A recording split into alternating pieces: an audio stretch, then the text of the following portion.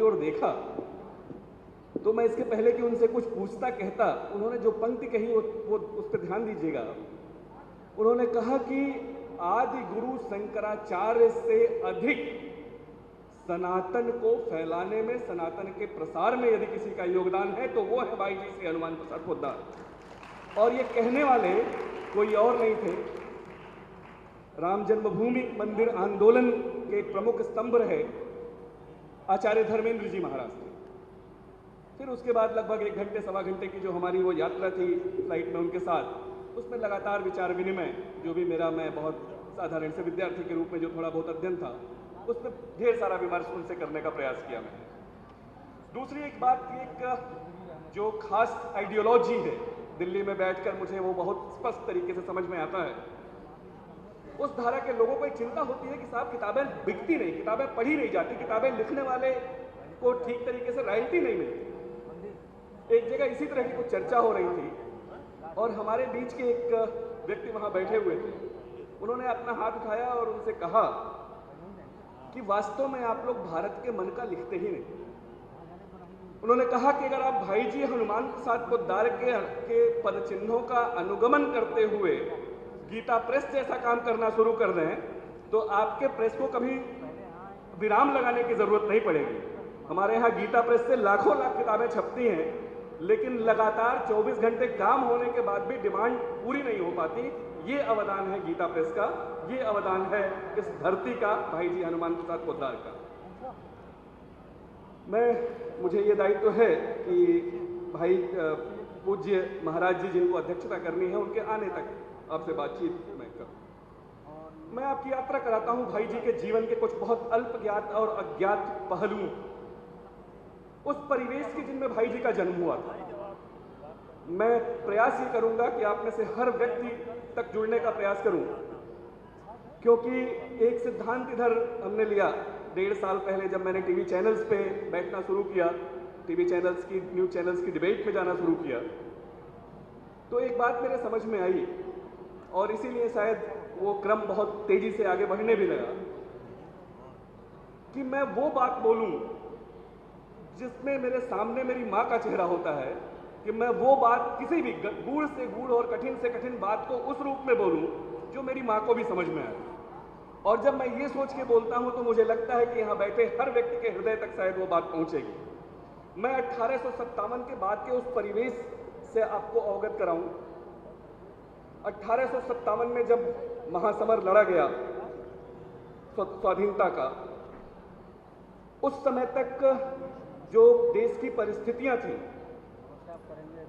वो ये कहा गया कि उसमें सभी संप्रदाय धर्म के लोगों ने मिलजुल कर लड़ाई लड़ी, लेकिन उसके बाद बहुत तेजी से परिस्थितियां परिवर्तित होती हैं, ब्रिटिश नीतियां बदलती हैं। 1870 में एक किताब आती है विलियम हंटर की इंडियन मुसलमान, जिसमें वो नीति तय करता है और उसके बाद जिस तरह से 2 धाराएं इस देश में प्रवाहित होती दिखाई देंगी आपको, वो बहुत अद्भुत है।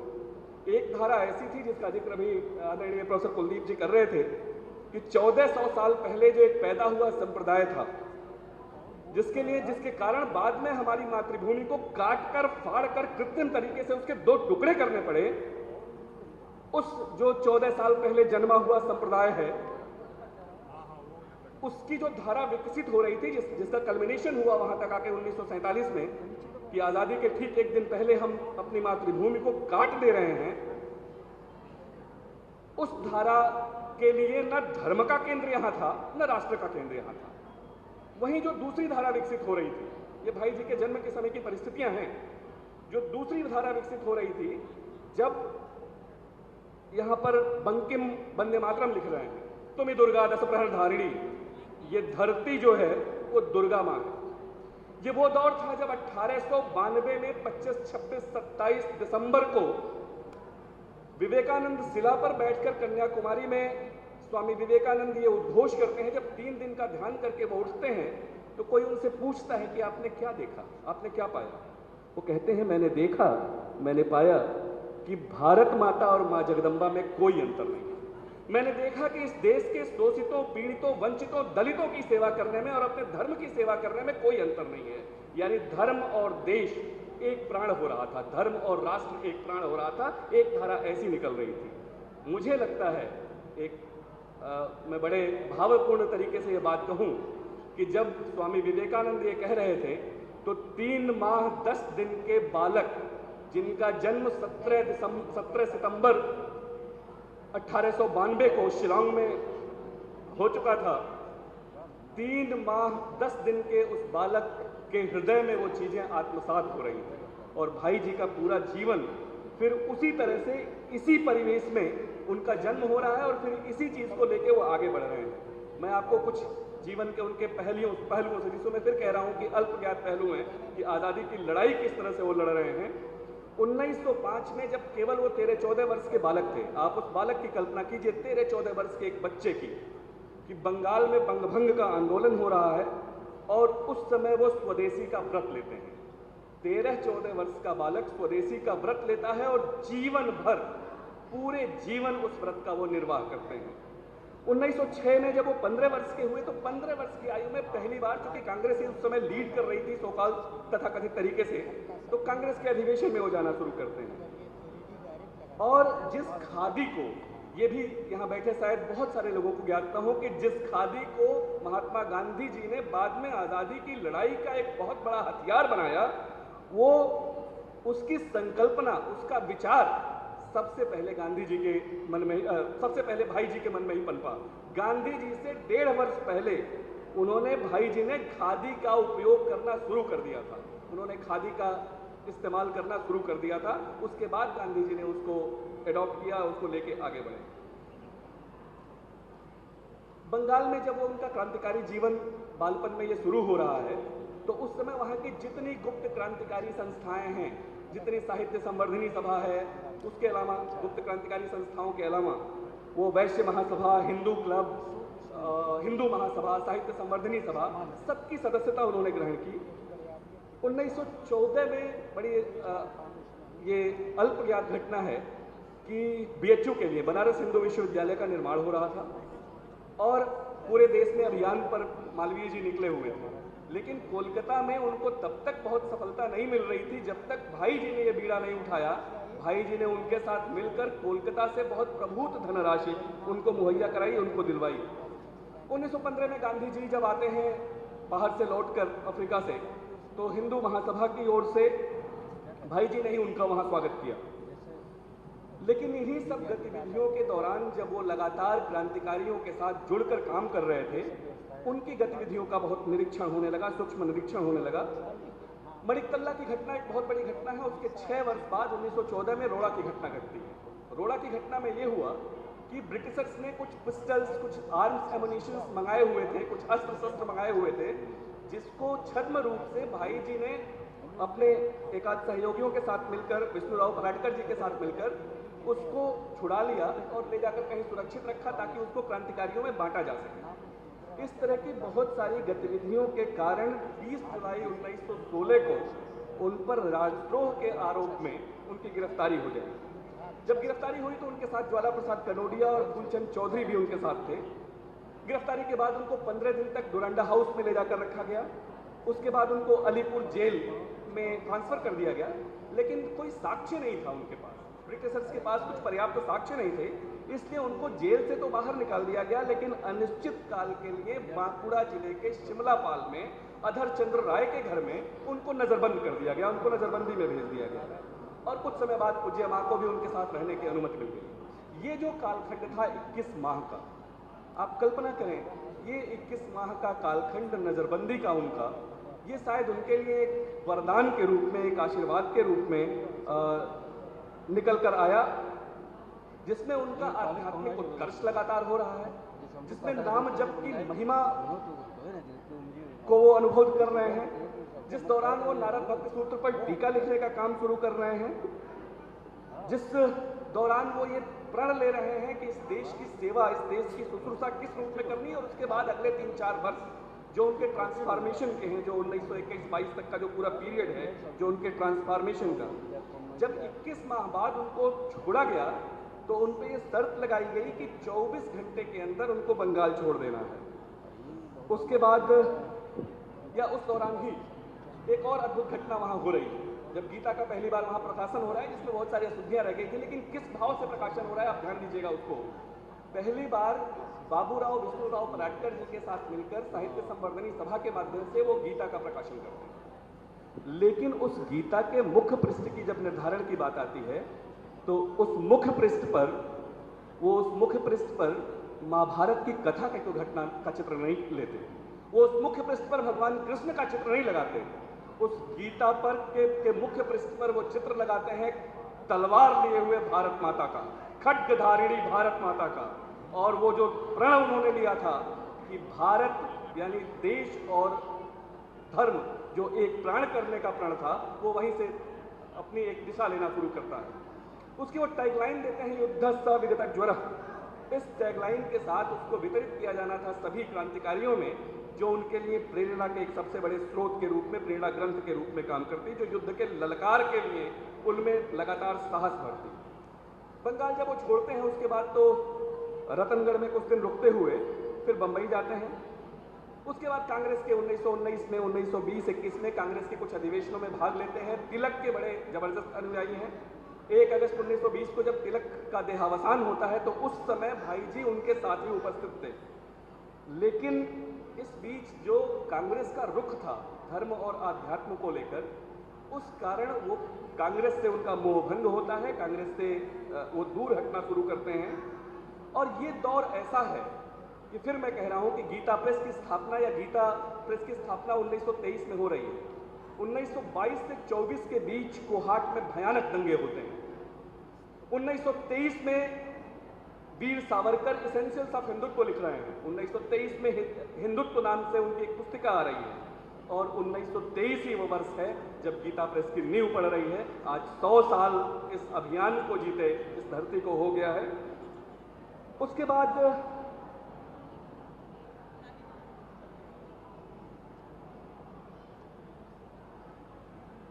हम ये देखते हैं कि सांस्कृतिक राष्ट्रवाद की एक सबसे बड़े योद्धा के रूप में भाई जी का जो ट्रांसफॉर्मेशन हो रहा है, सांस्कृतिक राष्ट्रवाद के शीर्षस्थ व्यक्ति के रूप में जो ट्रांसफॉर्मेशन हो रहा है, ये वर्ष 1916 से लेके 1923 के बीच का ही कालखंड है।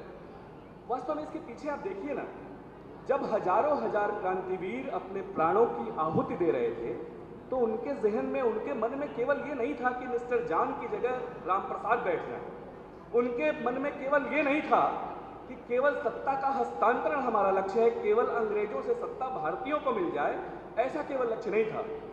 जब वो स्वाधीनता का सपना देख रहे थे, जब अपने प्राणों की आहुति दे रहे थे, तो वो जो स्वप्न देख रहे थे, वो स्वप्न था स्व का, वो स्वप्न था अपने धर्म की पुनर्स्थापना का, वो स्वप्न था अपनी संस्कृति की पुनर्स्थापना का, अपनी भाषा की पुनर्स्थापना का।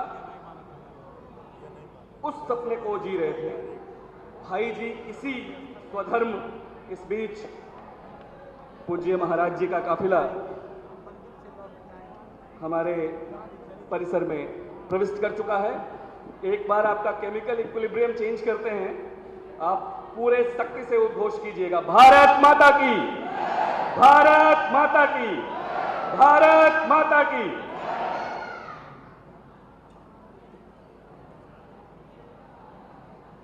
हमारे सभी सनातन ग्रंथ उसी औपनिवेशिक सत्ता में कहीं दब गए होते अगर भाई जी ने गीता प्रेस की स्थापना कर ये कार्य न शुरू किया होता, और उसको उस गीता प्रेस के माध्यम से, कल्याण के माध्यम से, कल्याण कल्पतरु के माध्यम से घर घर तक न पहुंचाया होता। भाई जी इकलौते ऐसे व्यक्ति थे जिनका सभी धाराओं से जिस तरह का संबंध है, वो चाहे सिंडिकेटी हो, इंडिकेटी, सिंडिकेटी, कांग्रेसी, सोशलिस्ट, गरम दल, नरम दल, सबसे उसी तरह का उनका संबंध एक धुरी के रूप में भाई जी हमको दिखाई दे रहे हैं। गांधी जी से, मालवीय जी से, पुरुषोत्तम दास टंडन, बाल गंगाधर तिलक, लाला लाजपत राय, सरदार पटेल, विनोबा भावे, वीर सावरकर, सबसे जिस तरह के पत्राचार उनके हैं, उन पत्राचारों को पढ़ने से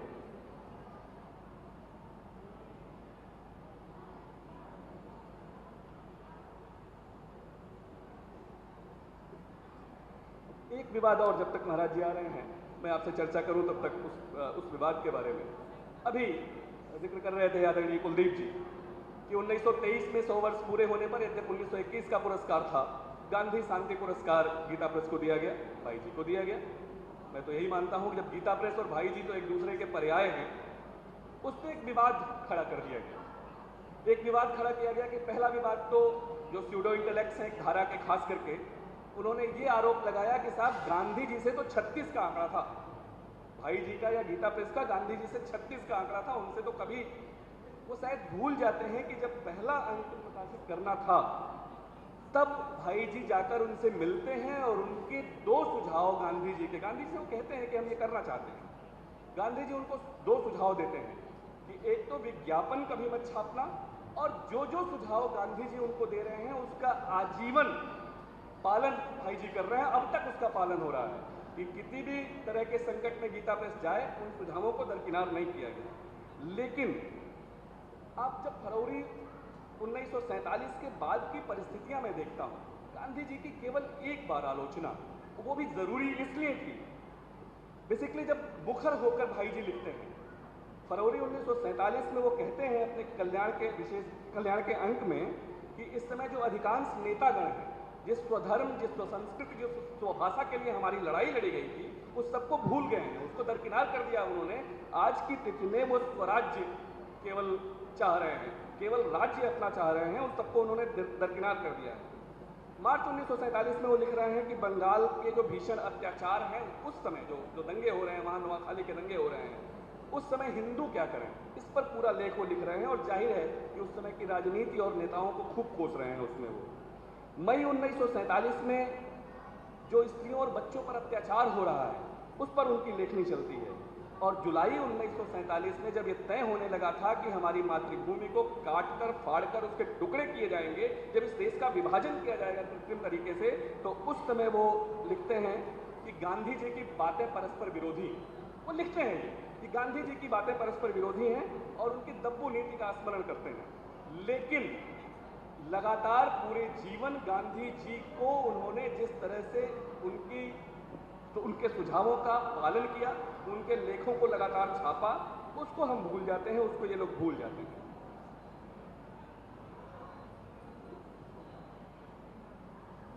पूज्य महाराज जी का आगमन हो रहा है।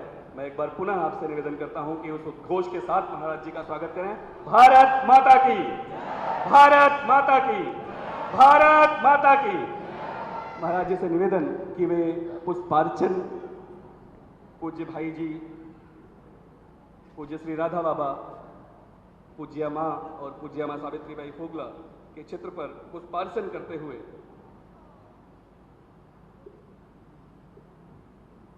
कृपया अपना स्थान ग्रहण करें। पूज्य महाराज जी।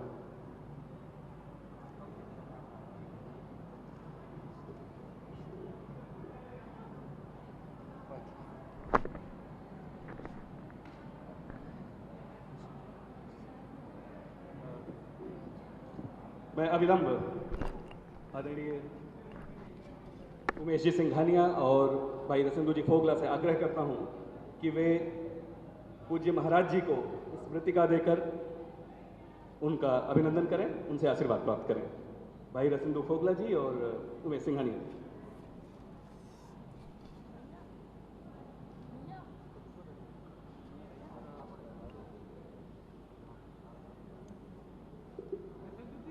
आपकी करतल ध्वनियां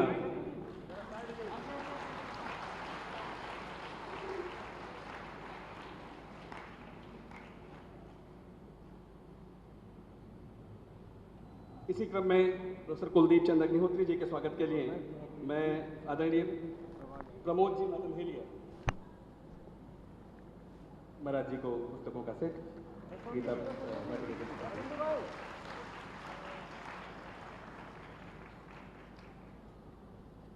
कुलदीप चंद अग्निहोत्री जी के सम्मान के लिए मैं आग्रह करता हूं श्री प्रमोद जी मतनहेलिया जी से। प्रमोद जी मतनहेलिया जी।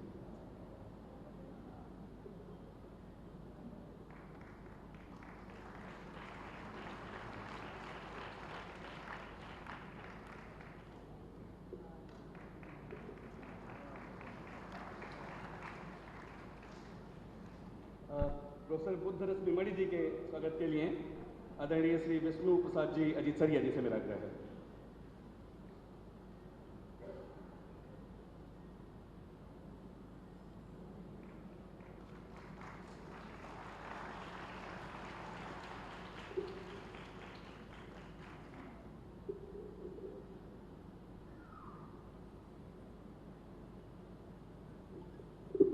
शब्द पुष्पों से महाराज जी का स्वागत करने के लिए, स्वागत भाषण के लिए मैं गीता वाटिका के अपने अग्रज श्री रसुंदो जी फोगला से निवेदन करता हूँ। रसुंदो जी फोगला। जय जय श्री राधे। आज पूज्य दादाजी की 131वीं जयंती पर मैं पूज्य महाराज जी का हृदय से स्वागत करता हूँ। श्री मणि जी महानिदेशक राष्ट्रीय संग्रहालय, श्री कुलदीप चंद जी अग्निहोत्री हरियाणा साहित्य एवं संस्कृति अकादमी पंचकुला, श्री ओम जी उपाध्याय निदेशक शोध एवं प्रशासन भारतीय इतिहास अनुसंधान परिषद, जो अपने समय निकाल करके पूज्य भाई जी के इस जयंती महोत्सव में पधारे, आप सभी लोगों का मैं स्वागत करता हूं। धन्यवाद। लगभग एक दशक से इस कार्यक्रम में पूज्य महाराज जी को से मैं उनके श्री चरणों में निवेदन करता हूं आने के लिए। आज कोई विशेषण नहीं, कोई पंक्ति नहीं, सिर्फ एक पंक्ति की काव्य अभिव्यक्ति के साथ उनको आमंत्रित करूंगा कि अंगार हार उनका जिनकी सुनहाक समय रुक जाता है, आदेश जिधर कर देते हैं इतिहास उधर मुड़ जाता है। पूज्य श्री महाराज जी के श्री चरणों में मेरा निवेदन कि वे अपना आशीर्वचन प्रदान करें। पूज्य महाराज जी।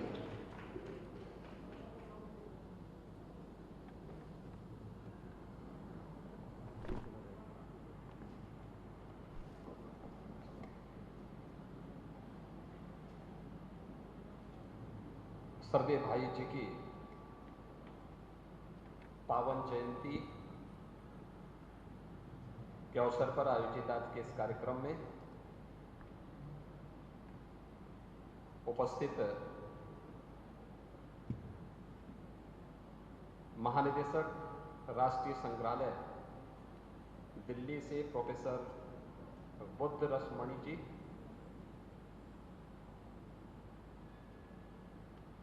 हरियाणा साहित्य और संस्कृति अकादमी के उपाध्यक्ष प्रोफेसर कुलदीप चंद अग्निहोत्री जी,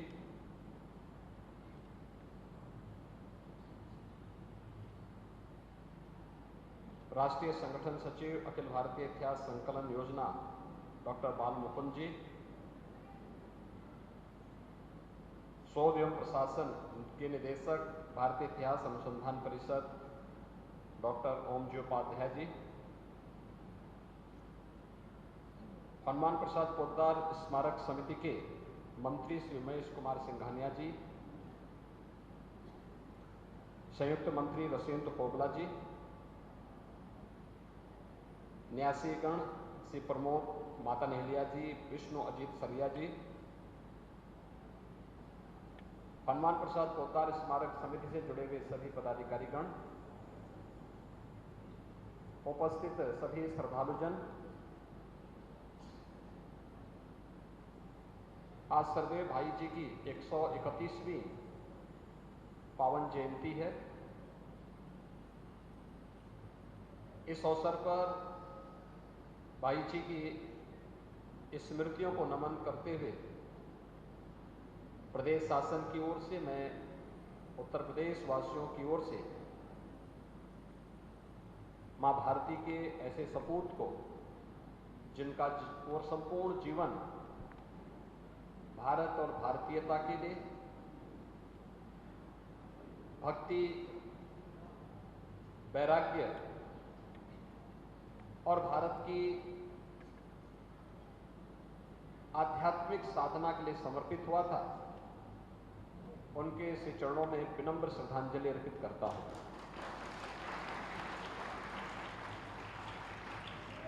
हम सब जानते हैं सरदेव भाई जी ने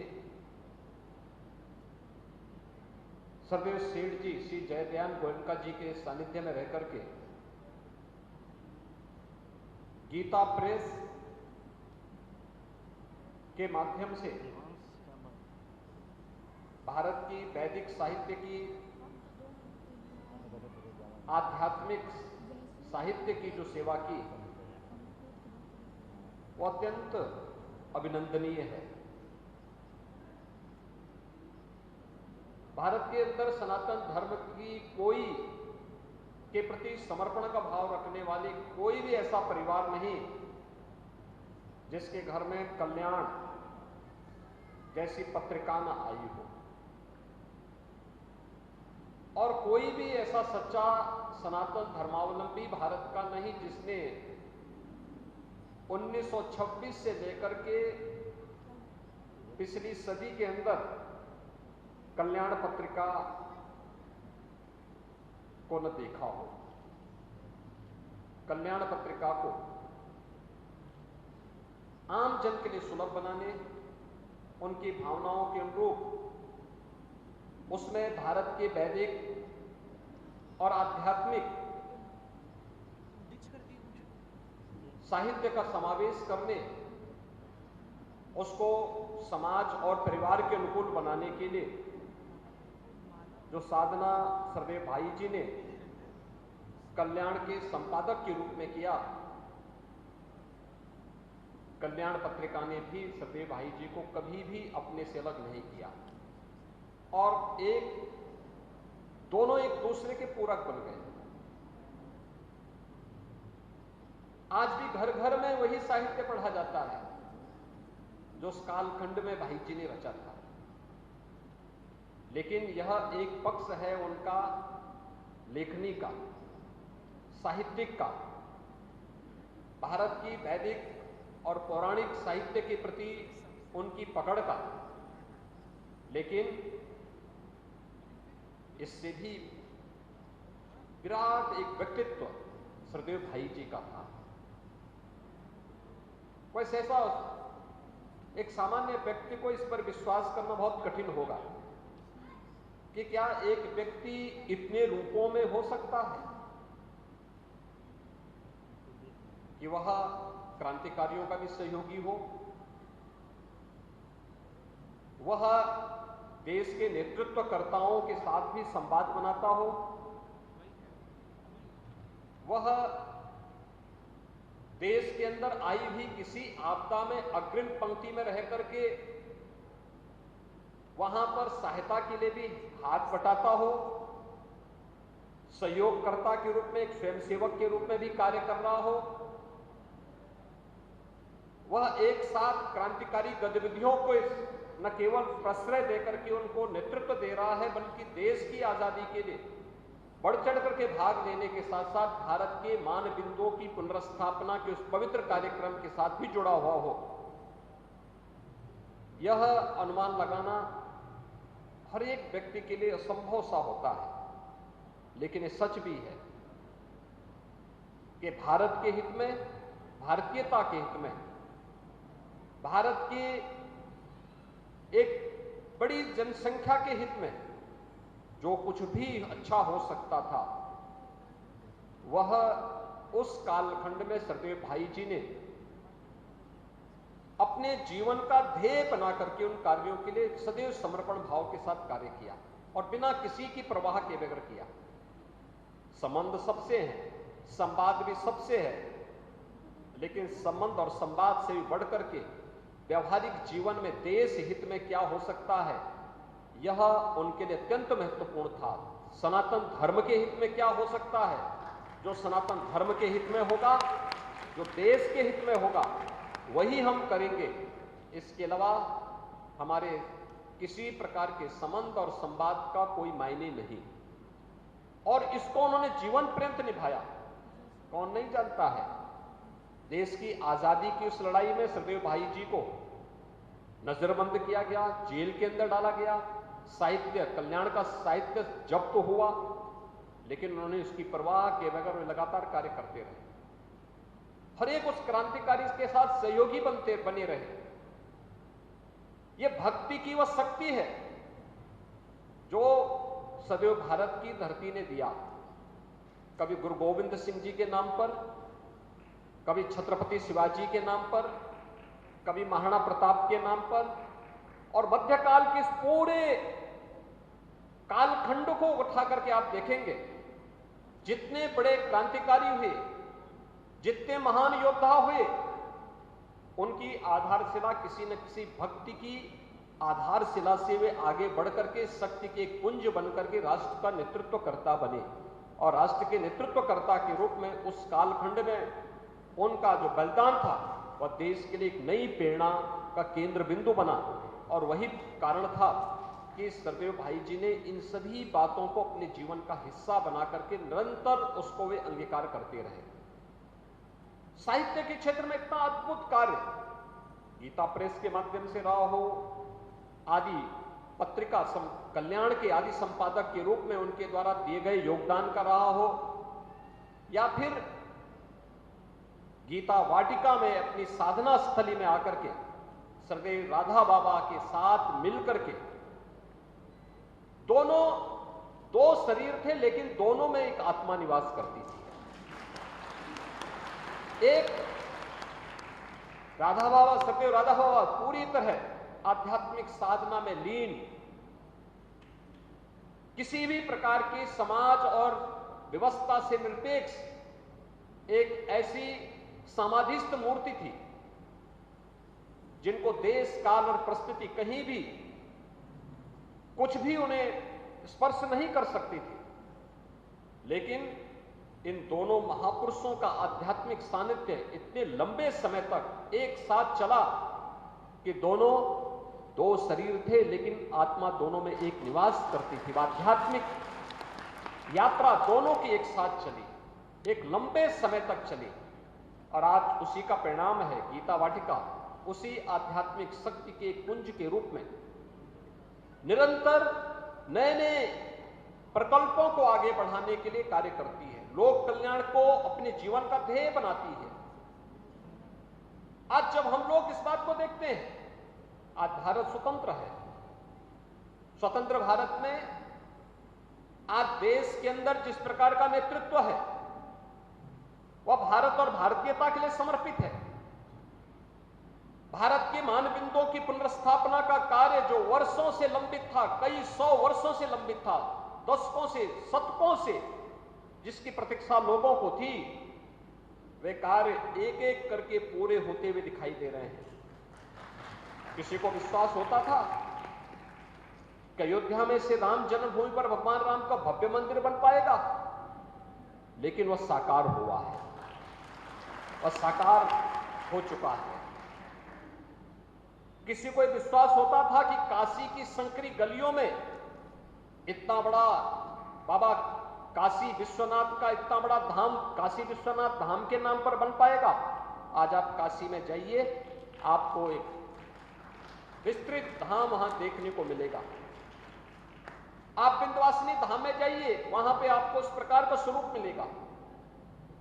भारत की सबसे बड़े सांस्कृतिक आयोजन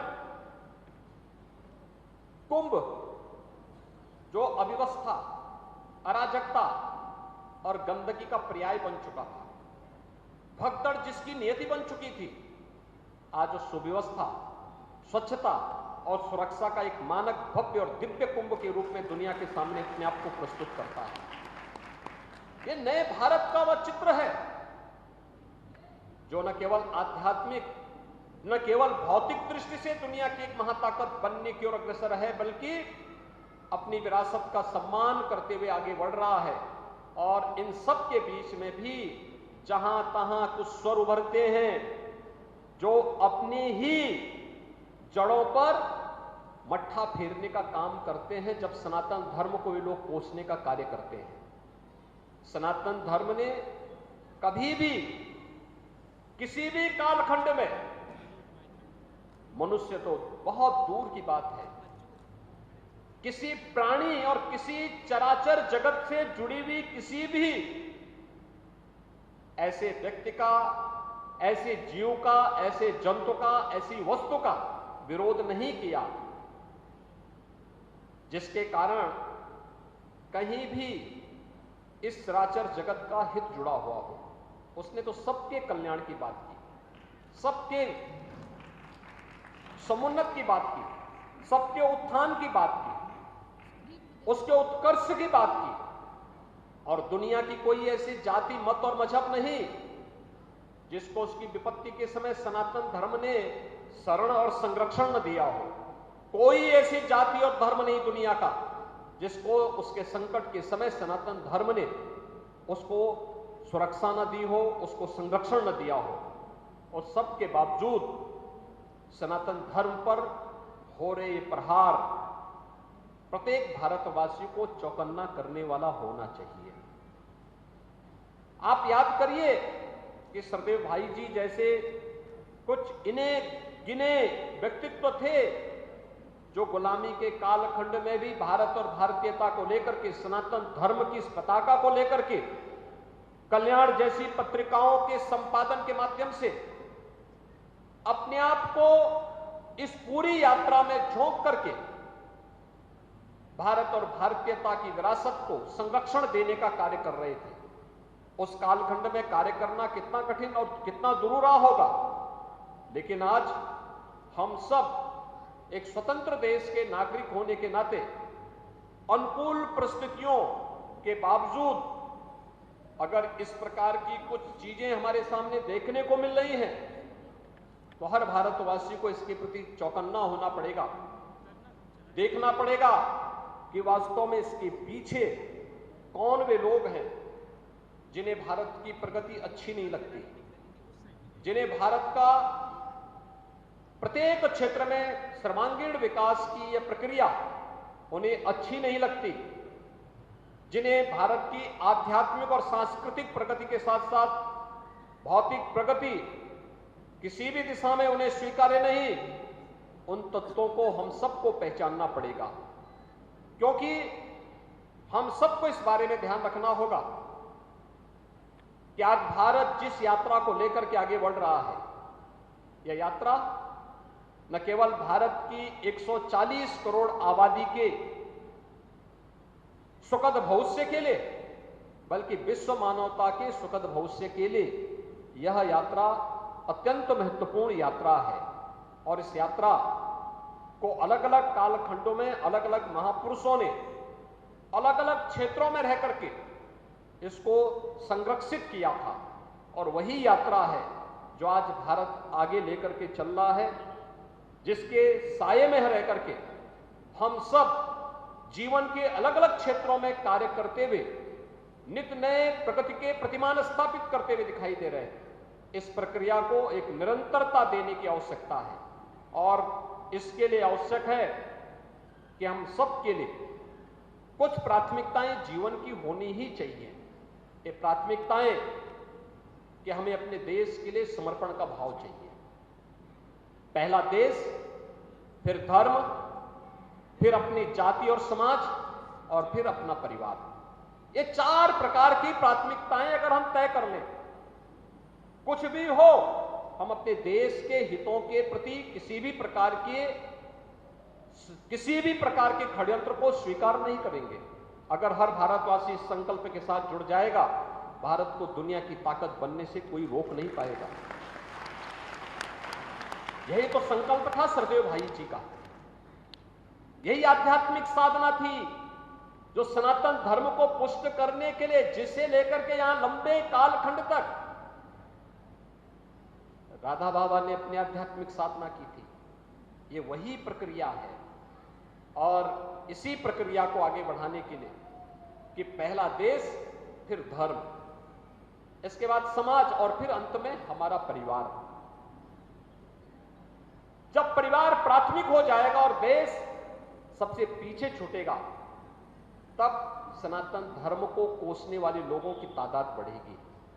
लेकिन जब देश प्रथम पंक्ति पर होगा, प्राथमिकता में होगा, और परिवार अंतिम पायदान पर होगा, तो फिर प्रधानमंत्री जी का जो संकल्प है कि 2047 में जब देश अपनी आजादी का शताब्दी महोत्सव मना रहा होगा, तब भारत दुनिया की एक महाताकत होगा, एक विकसित भारत होगा। उस विकसित भारत के लिए ही सरदेव भाई जी का पूरा समर्पण था, उनकी साहित्यिक साधना थी, उनका जीवन के प्रत्येक क्षेत्र में जो दखल थी, जीवन के प्रत्येक क्षेत्र में जो उनका समर्पण था, ये उसी बात को लेकर के आज हम सब यहाँ पर एकत्र होकर के सरदेव भाई जी का स्मरण कर रहे हैं, उनके प्रति अपनी श्रद्धांजलि को व्यक्त कर रहे हैं। मैं इन शब्दों के साथ एक बार फिर से सरदेव भाई जी को उनकी 131वीं पावन जयंती के अवसर पर उनकी स्मृतियों को नमन करते हुए प्रदेशवासियों की ओर से इन्हें विनम्र श्रद्धांजलि अर्पित करता हूं। धन्यवाद। जय हिंद। बहुत बहुत धन्यवाद पूज्य महाराज श्री। पूज्य महाराज श्री गीता वाटिका परिसर के स्वाभाविक संरक्षक और अभिभावक हैं, और सिर्फ एक पंक्ति में मैं इसके पीछे की पृष्ठभूमि आपसे साझा करूं कि जब भाई जी का जन्म होना था उस समय नाथपंथी महात्मा मोतीनाथ जी, जिन्हें टूंटिया महाराज भी कहा जाता था, उन्होंने भाई जी की दादी पूज्य दादी रामकौर देवी जी को आशीर्वाद दिया, और कौन, मैं ही आऊंगा, मैं ही आऊंगा, तेरा पौत्र असाधारण होगा। इसी परंपरा और इसी संरक्षकत्व का निदर्शन पूज्य महाराज जी सदैव करते हैं, अपनी व्यस्ततम दिनचर्या में से समय निकालकर करते हैं। उनके प्रति और अब अन्य सभी अतिथियों के प्रति, आप सभी के प्रति अपना आभार व्यक्त करने के लिए मैं निवेदन करता हूं हनुमान प्रसाद पोद्दार स्मारक समिति के मंत्री श्री उमेश सिंघानिया जी से। श्री उमेश सिंघानिया जी।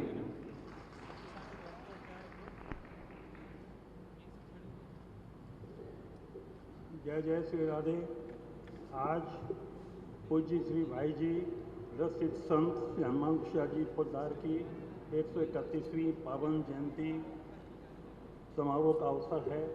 इस अवसर पर गोरखपीठ द्वारा गीता वाटिका को हमेशा ही संबल और समर्थन प्राप्त होता रहा है, और पूज्य महाराज जी को हमने हमेशा संरक्षक के रूप में पाया है। उसी परंपरा का निर्वहन करते हुए भी और शासकीय दायित्वों के निर्वहन करते हुए यहाँ पे महाराज जी ने आने का कष्ट किया, इसके लिए हम महाराज जी के बहुत हृदय से आभारी हैं। ये हॉल जहाँ हम लोग बैठे हुए हैं, ये करीब 55 से 60 साल तक पूज्य श्री भाई जी ने यहाँ पे राधाष्टमी महामहोत्सव मनाया है। 71 तक थे वो एक एक जमीन पे वो पैक से चले हुए हैं। उसी इसका जो आज जो रूप दिख रहा है वो पूज्य महाराज जी का ही कृपा प्रसाद है। समिति ने इसमें कुछ भी नहीं किया है, ये पूज्य महाराज जी ने इसको पूरा निर्माण करवाया है, जिसमें हम लोग बैठे हुए हैं। फिर परंपरा का निर्वहन हो, ये तो हुआ ही है, पर एक घटना याद आती है मेरे को। कोई ऐसी बात थी जिसको हमने कहने में थोड़ी झिझक हो रही थी, पर महाराज जी से हमने कह दी थी, तो महाराज जी ने बहुत सहज शब्द में कहा था, कोई बात नहीं, घर की बात है। तो वो बात इतनी अपील कर गई तो वो लगता है कि आत्मीयता भरा आशीर्वाद भी भाई जी की संस्था को महाराज जी का प्राप्त है। वो मात्र निर्वहन नहीं है, मात्र में आशीर्वाद भी साथ में है। इसके लिए भी हम महाराज जी के हृदय से बहुत बहुत आभारी हैं।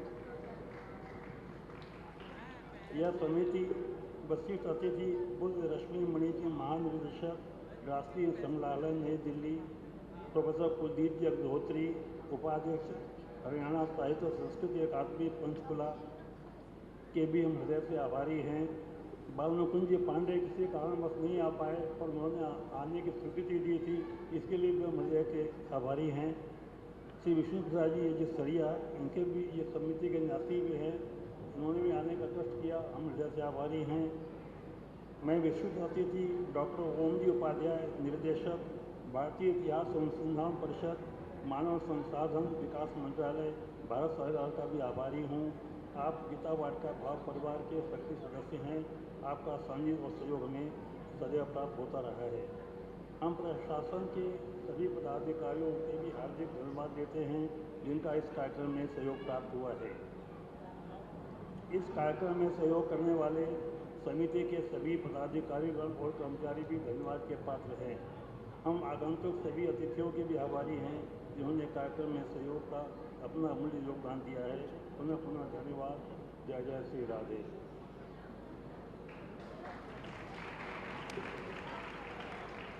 धन्यवाद। जय जय श्री राधे। कार्यक्रम की पूर्णता इसी के साथ हो गई है। पूज्य महाराज जी का आशीर्वाद लेते हुए दो नौनिहाल, दो छोटे बच्चे